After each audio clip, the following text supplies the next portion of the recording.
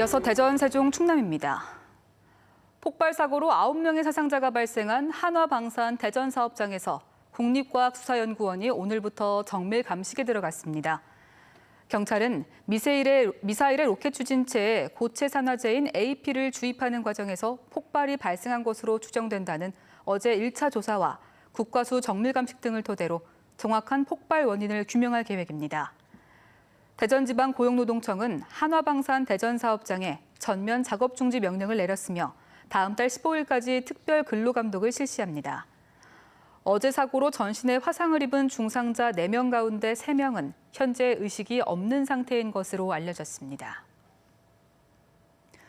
침대 매트리스에서 방사성 물질인 라돈이 검출된 것과 관련해 대진침대 측이 물량을 수거 중이지만 인력 부족으로 수거가 더디게 진행되는 것으로 알려졌습니다.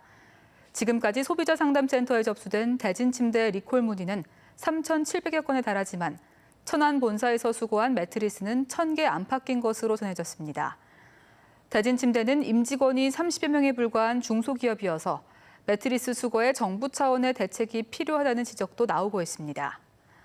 안전성 검사를 위해 지금까지 70여 개의 대진침대 매트리스를 수거한 한국원자력안전기술원에서는 추가로 30여 개를 더 수거해 검사를 진행하고 있는 것으로 확인됐습니다. 6.13 지방선거에 출마하는 자유한국당 충청권 4개 광역단체장 후보가 한화생명 이글스파크 앞에서 4대 권역 공동공약을 발표하고 승리를 다짐했습니다. 박성효 대전시장 후보와 송하영 세종시장 후보, 이인재 충남지사 후보, 박경국 충북도지사 후보는 공동공약으로 충청권 미세먼지 제로 추진 공동노력, 충청권 첨단 미래산업 육성 공동추진, 국제과학 비즈니스벨트 적극 추진과 확대 촉구, 세종시 행정수도 헌법 명문화 공동노력 등을 약속했습니다. 자유한국당은 또 천안에서 현장 선거대책위원회 회의를 열었고 이 자리에 참석한 홍준표 대표는 중앙당에서 영남권 5개 광역단체장과 그 다음으로 이긴다고 판단한 것이 충남이라며 우리가 힘을 합치면 도정을 탈환할 수 있다는 확신을 가지고 있다고 말했습니다. 자유한국당 박성효 대전시장 후보가 같은 당 홍준표 대표의 이선 후퇴를 촉구하고 나섰습니다. 박 후보는 자신의 페이스북에 올린 글에서 백의종군하라는 정의택 의원의 충언을 놓고 우리 당 홍준표 대표님이 개가 짖어도 기차는 간다 하고 발언한 데 참담한 심경을 금할 수 없다며 대표님은 백의를 입고 종군해야 한다고 주장했습니다. 박 후보는 홍 대표가 탑승한 기차는 어디를 향한 누구를 위한 기차냐며 지금이라도 백의를 입으라고 요구했습니다. 6.13 지방선거 후보자들의 공약을 점검해보는 기획보도, 이번엔 국회의원 재보궐선거 후보들 공약을 짚어보는 시간 마련했습니다. 충남지사 출마를 이유로 더불어민주당 양승조 전 의원이 사퇴하면서 2년 만에 민의회 대표자를 뽑게 된 천안병은 여야 후보 4명이 맞춤형 공약으로 표심 공략에 나섰습니다. 김윤미 기자가 보도합니다. 2년 전 총선 당시 신설된 천안병 지역구는 광덕, 풍세면 등 읍면 지역도 있지만 주로 쌍용동을 중심으로 인구가 집중된 대표적인 아파트촌입니다. 평균 연령 36.9세의 젊은 지역인 까닭에 보건복지 분야 전문가를 자평하는 더불어민주당 양승조 전 의원에게 49%대 표를 몰아줘 민주당 깃발이 처음 꽂혔습니다. 민주당은 양 전 의원을 이을 보건복지 전문가로 의대 교수 출신 윤일규 후보를 경선을 통해 확정했습니다.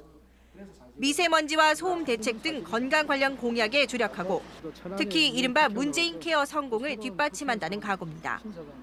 민주적 절차를 통해서 의료계와 국민과 또 국가와 간에 그 자기들의 주장을 합리적으로 상대를 설득하고 또 그것을 받아들이고 양보하고 하는. 자유한국당에선 지난 총선에서 쓴잔을 마신 이창수 후보가 행정과 입법 분야 경험을 무기로 제도전에 나섰습니다. 정부가 추진 중인 스마트팜 혁신밸리 유치로 읍면 지역의 균형 발전을 꾀하고 공공주차타워와 공공산후조리원 등 기반시설 확충을 약속합니다. 산후조리원을 만들어서 워킹맘, 경력 단절 여성들한테 도움이 될 수 있는 그런 어떤 정책을 피고 싶고요. 공공주차타워를 만들어서 바른미래당은 20년간 지역에서 진료한 현직 의사인 박중현 후보를 내세워 민주당과 정면 승부를 벌입니다. 수도권 규제 완화를 절폐해 천안으로 기업이 되돌아오게 만들고 의료관광 활성화로 경제를 살린다는 공약입니다. 천안에 10만 명 방문을 목표로 해서 연 8천억 내지 1조 전국 시장의 한 10분의 1 정도를 천안에 외화벌이 그러한 수단으로 대한애국당으로 출사표를 던진 최기덕 후보는 기업가이자 외국에서 공부한 경력을 활용해 외국 자본으로 경부선 철로를 지중화하고 외국 대학 분교를 유치하겠다고 밝혔습니다. 경부선 철도를 지하화하겠습니다. 이번에 다시 조사해보니까 3천억 정도면 할 수 있습니다.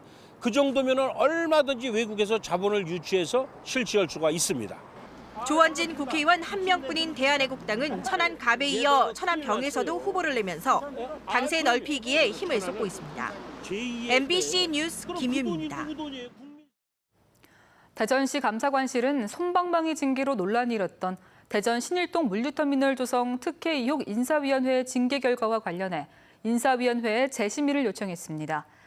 이와 관련해 이재관 대전시장 권한대행은 법제처 해석으로 위법이 분명한 만큼 감사관실이 인사위 재심의를 요청한 것으로 알고 있다며 검찰 수사도 의뢰한 만큼 결과에 따라 추가 징계도 가능하다고 밝혔습니다.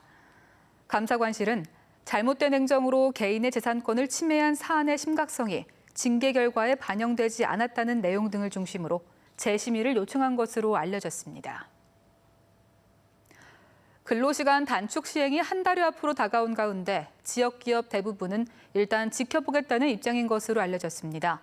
7월부터 300인 이상 사업장을 시작으로 단기적으로 근로시간 단축이 시행되지만 대전 지역의 경우 당장 해당되는 기업은 많지 않은 상황입니다. 이에 따라 지역 기업들은 대기업이 도입하는 근무제도를 지켜보고 앞으로 구체적인 방안을 수립하겠다는 입장으로 일부 기업은 실무부서에서 다양한 시나리오를 검토 중인 것으로 알려졌습니다.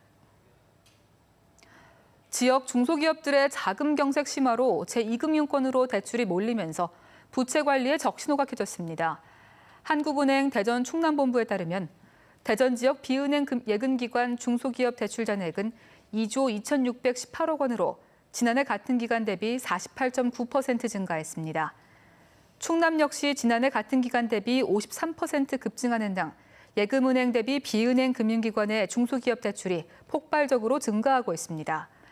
이는 은행들의 중소기업 대출 태도 강화로 제2금융권으로 중소기업 대출이 몰리기 때문으로 자칫 이자 부담 등 중소기업 부채 관리에 어려움도 가중될 것으로 우려되고 있습니다.